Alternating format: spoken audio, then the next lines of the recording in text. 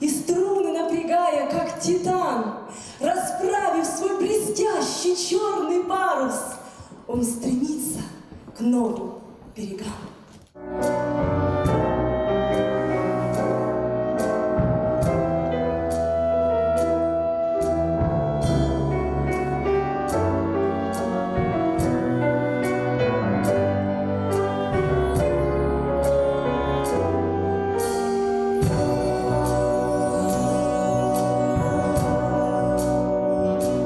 Это большое событие для филармонии, для города и для слушателей, для жителей Нижнего Тагила. Потому что инструмент позволяет раскрыть новые горизонты для исполнения.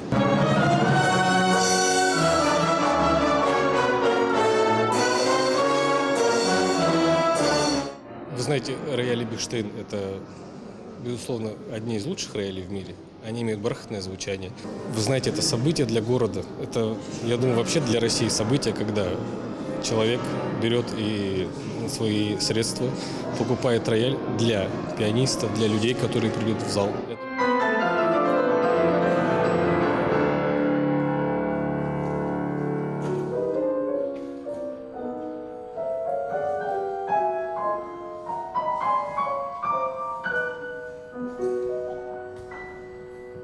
Рояль звучит очень хорошо. Как оркестр.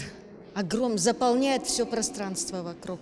Да. Это что-то невероятное. Чудесный рояль, прекрасный, превосходный. Мы ждем новых исполнителей, которые достойны этого рояля. Мне очень понравилось. Вообще здорово, замечательно. Я рад всегда ходить сюда. И с этого дня вообще буду посещать с участием рояля ваши концерты. Большое спасибо. Замечательный звук, такой глубокий, прям насыщенный звук. Очень понравилось.